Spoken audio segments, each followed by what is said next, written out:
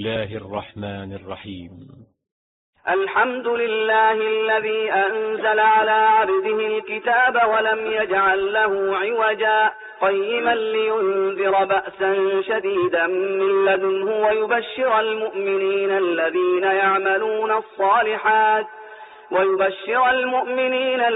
يعملون الصالحات أن لهم أجرا حسنا. أعوذ بالله السميع العليم من الشيطان الرجيم. بسم الله الرحمن الرحيم. والحمد لله وحده والصلاة والسلام على من لا نبي بعده أما بعد. Louange à Dieu, Seigneur du monde, créateur de vies humaines et spirituelles. Que la paix et la bénédiction de Dieu soient sur le sceau des prophètes, la lumière de l'obscurité, le prophète Mohammed, sallallahu alayhi wa sallam, sur ses fidèles compagnons et ceux qui ont suivi et continuent à suivre la belle voie de l'islam. Chers frères et sœurs en islam, aujourd'hui nous sommes au jeudi, le 3e jour de Shaban 1447. Ce qui est équivalent au calendrier grégorien, jeudi le 22 janvier 2026.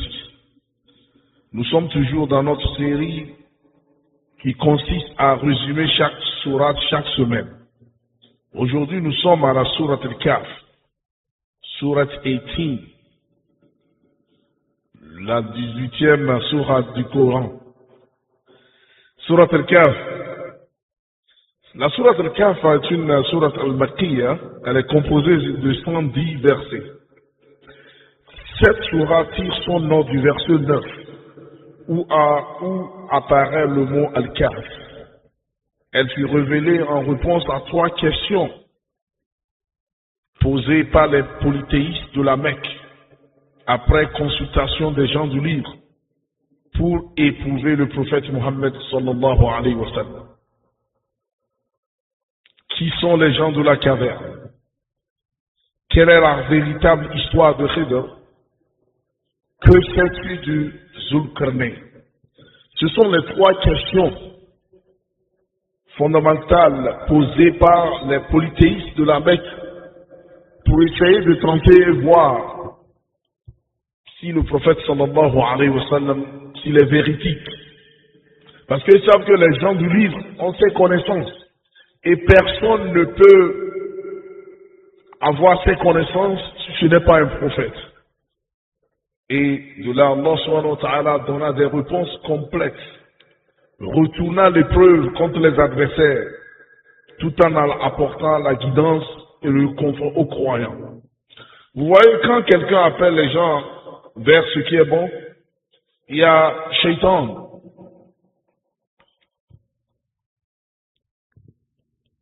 qui inspire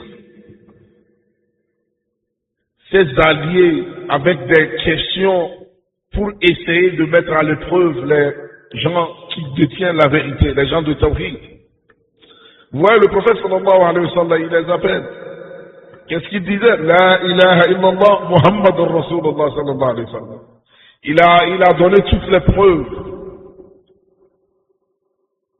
Mais eux, pour essayer de contredire le prophète sallallahu alayhi wa sallam, les gens de la Mecque, ils ne veulent pas croire, mais ils veulent prouver le contraire de ce que le prophète sallallahu alayhi wa sallam faisait, qui est l'appel à Tawhid, et ils veulent maintenant le mettre à l'épreuve, parce qu'ils ont tout tenté.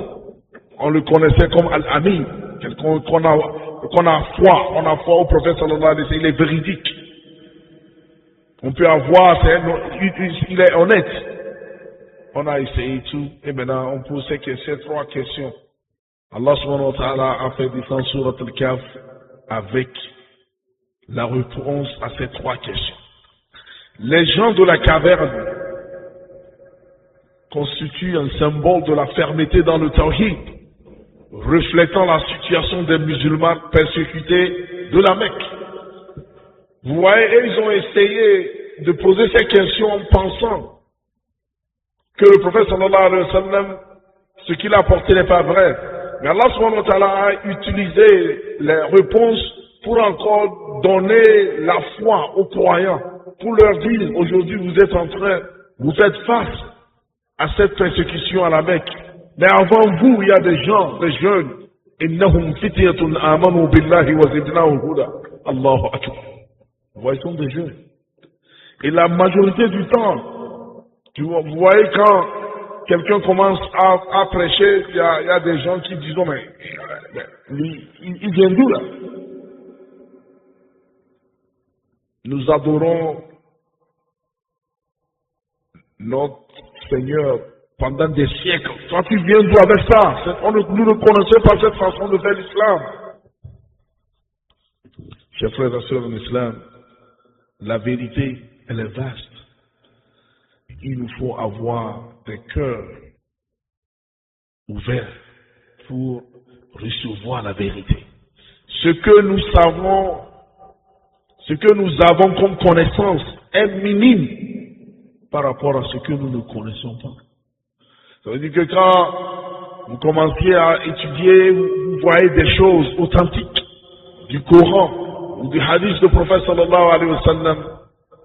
Ce que nous disons, c'est quoi? Samina wa ata'na. Mais par rapport à nos parents et nos prédécesseurs qui sont venus avant nous, qu'est-ce que nous faisons? Nous prions que Allah subhanahu wa ta'ala nous pardonne. Il y a des choses que nous sommes en train de faire aujourd'hui, 2026. Ça peut être contre la sunna du prophète sallallahu alayhi wa sallam. Mais nous ne connaissions pas. Mais du moment où on arrive à le connaître, qu'est-ce qu'il faut faire? Il faut demander qu'Allah subhanahu wa ta'ala nous pardonne. C'est pourquoi il y a des gens aujourd'hui, leurs ancêtres, quel que soit les types d'islam qu'ils ont fait, c'est la connaissance qui leur est arrivée. Allah subhanahu wa ta'ala va leur juger sur le niveau de leur connaissance. Mais toi et moi aujourd'hui, nos parents, ils ont prié, ils ont demandé à Allah subhanahu wa ta'ala la connaissance que nous n'avons pas eue, que Allah fasse que nos enfants, nos petits-enfants aient la connaissance en islam. Aujourd'hui, toi qui es en train de défendre l'erreur de tes parents, l'erreur de tes grands-parents, l'erreur de tes ancêtres, qui, s'ils étaient vivants, ils allaient suivre la foi, ils allaient suivre la sunna du prophète sallallahu alayhi wa sallam. Que Allah subhanahu wa ta'ala nous guide. Donc, chers frères et sœurs de l'islam, la sourate al-Kahf, en parlant des gens de la caverne, c'est un symbole de la fermeté dans le tawhid, qui est La ilaha illallah Muhammad Rasulullah sallallahu alayhi wa sallam. L'histoire de Khidr et Moussa alayhi salatu wa salam est un rappel, nous rappelle que la sagesse divine dépasse la compréhension humaine et qu'il faut se soumettre avec confiance au plan d'Allah subhanahu wa ta'ala. Et enfin, l'histoire de Zulqarnayn illustre l'humilité et la soumission à Allah subhanahu wa ta'ala d'un dirigeant puissant en contraste avec l'orgueil des chefs mécois. Cette sourate nous parle de quelque chose de très important. Cette sourate nous parle de la jeunesse. Cette sourate nous parle de la connaissance. Cette sourate nous parle de l'autorité. Quel que soit ce que vous avez comme autorité, en tant que musulman, il faut voir ce que Zulqarnayn a fait. Il faut se référer à Youssouf alayhi salatu wassalam. Il faut se référer au leadership du prophète Mohammed sallallahu alayhi wa sallam. Ce sont les trois questions fondamentales sur quoi cette sourate a été basée. Et aussi la structure de cette sourate en 5 sections se présente comme suit.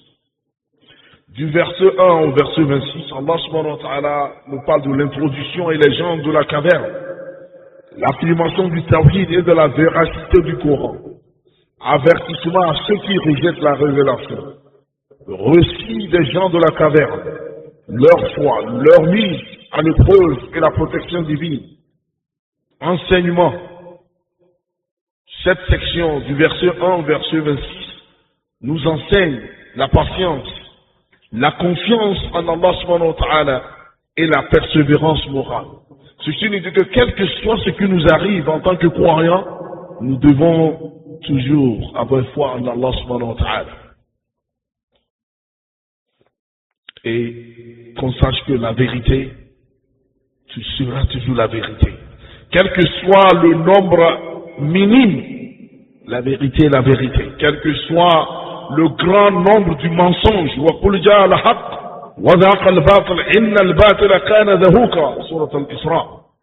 quand la vérité vient, le mensonge, ou dirais-je, les mensonges vont s'évaporer.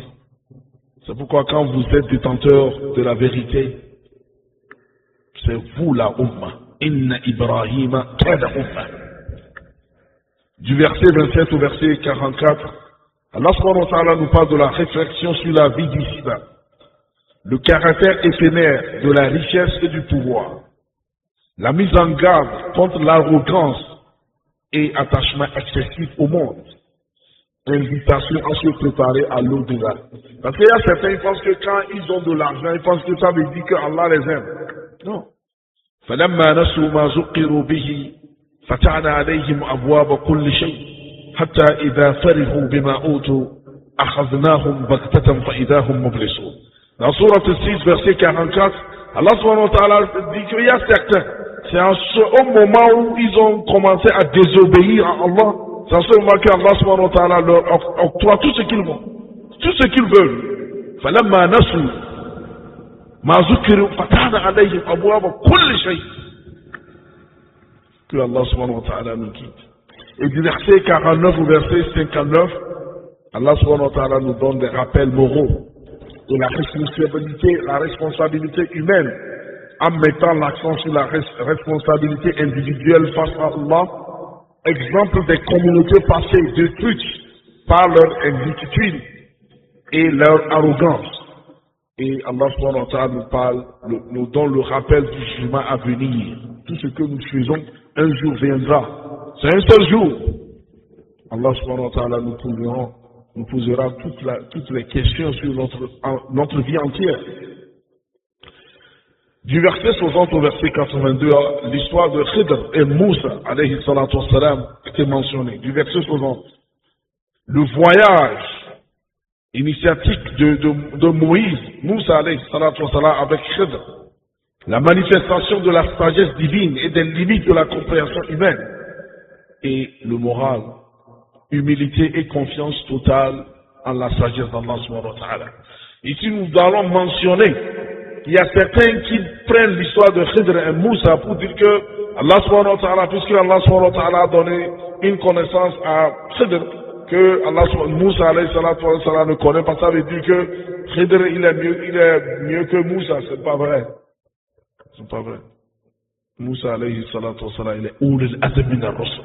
Le jour du jugement dernier, et nous tous, et tous les prophètes, et Khidr lui-même, nous irons à Moussa alayhi salatu wa salam pour lui demander d'aller faire shafa auprès du prophète sallallahu alayhi wa sallam, auprès d'Allah subhanahu wa ta'ala. C'est pour nous dire que les gens prennent, spécialement ceux-là qui ont des tendances aussi, ils veulent utiliser ceci que Allah subhanahu wa ta'ala peut leur donner des révélations. Ce n'est pas vrai. Et il y a même certains qui disent que Khidr il est toujours vivant. Ce n'est pas vrai. D'après ce que le prophète Mohammed sallallahu alayhi wa sallam a dit. Et du verset 83 au verset 110, Allah subhanahu wa ta'ala maintenant nous donne la narration de l'histoire de Zulqarnayn, le règne juste et humble d'un puissant souverain soumis à Allah, pour nous rappeler que quand Allah subhanahu wa ta'ala nous donne la puissance, alladhina, surat al-Hajj, alladhina immakkannahum fil ard, aqamu as-salat, wa atahu az-zakat, wa amaru bil ma'ruf, wa nahi anil munkar, wa lillahi aqibatu al-umur. Pour nous dire que quand Allah subhanahu wa ta'ala nous donne la puissance, il faut utiliser ça pour plaire à Allah. La connaissance, la richesse et tout ce que nous voyons ne doit pas être la cause de notre propre destruction. Et l'exemple de Zulqarnayn, alayhi salatu wassalam, est un témoignage. C'est pourquoi quand les Ya'juj et Ma'juj, Gog et Magog, quand ils leur ont demandé à Zulkarnain,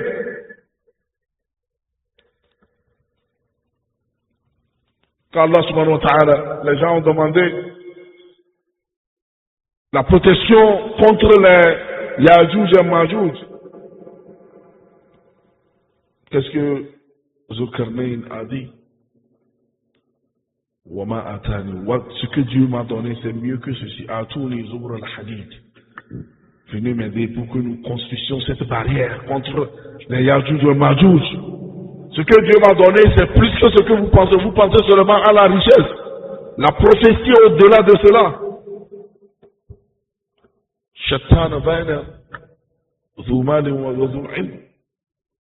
Celui-là qui a la connaissance précise tout. Et en conclusion, Allah subhanahu wa ta'ala nous rappelle du jugement dernier, de la résurrection et de la responsabilité de chacun. Une responsabilité à suivre sincère la guidance et savoir que quiconque veut vivre une vie paisible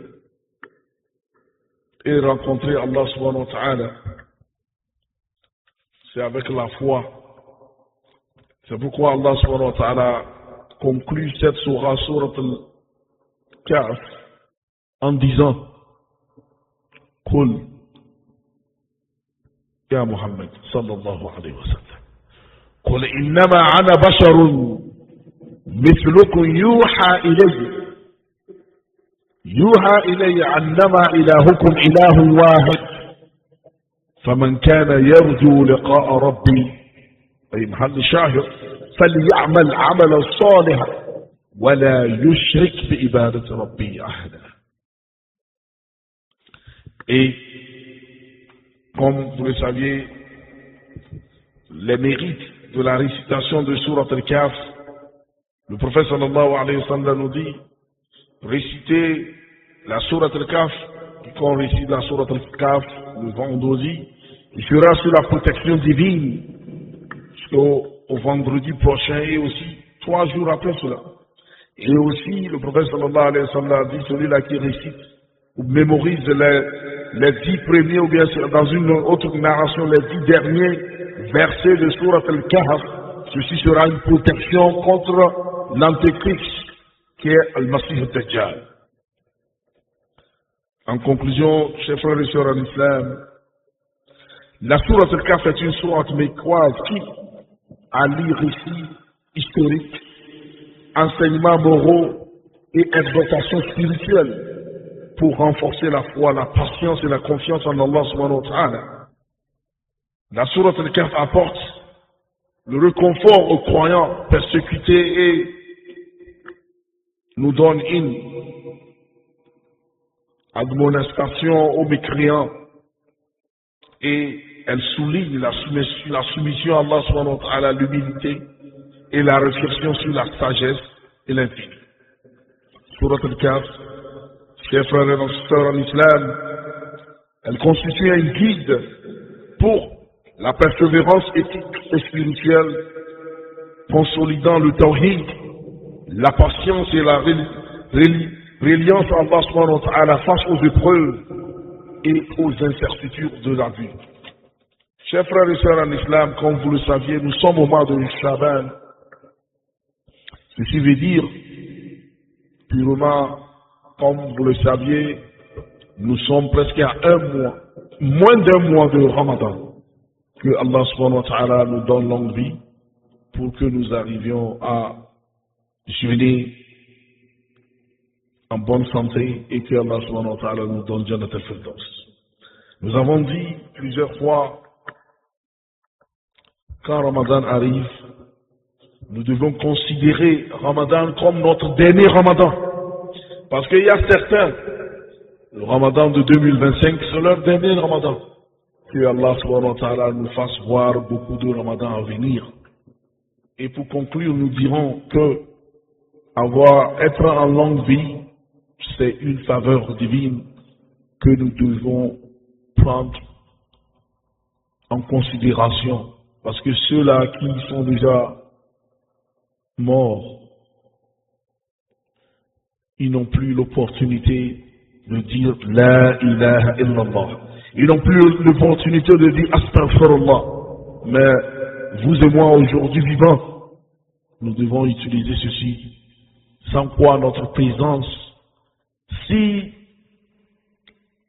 l'on obtient une longue vie et utilise cette longue vie dans les désobéissances d'Allah subhanahu wa ta'ala, sachant que chaque jour nous approchons de notre tombe. C'est ce que les ulémas ont dit, c'est mieux que vous soyez dans votre tombe que de rester sur cette vie avec une longue vie et commettre des turpitudes. Que Allah subhanahu wa ta'ala nous en préserve et qu'il nous donne Jannat al-Firdaus. أقول قولي هذا أستغفر الله لي ولكم. ربنا آتنا في الدنيا حسنة وفي الآخرة حسنة وقنا عذاب النار. ربنا ظلمنا أنفسنا وإن لم تغفر لنا وترحمنا لنكونن من الخاسرين. يا أول أولين ويا آخر آخرين ويا راحم المساكين ويا ذا القوة المتين ويا أرحم الراحمين. اللهم إنا ندعوك الله وندعوك الرحمن وندعوك بر الرحيم وندعوك بأسمائك حسنى كلها ما علمنا منه وما لم نعلم. سبحان ربك رب العزة عما يصفون والسلام على المرسلين والحمد لله رب العالمين. ماكثين فيه أبدا وينذر الذين قالوا اتخذ الله ولدا ما لهم به من علم ولا لآبائهم كبرت كلمة تخرج من أفواههم إن يقولون إلا كذبا.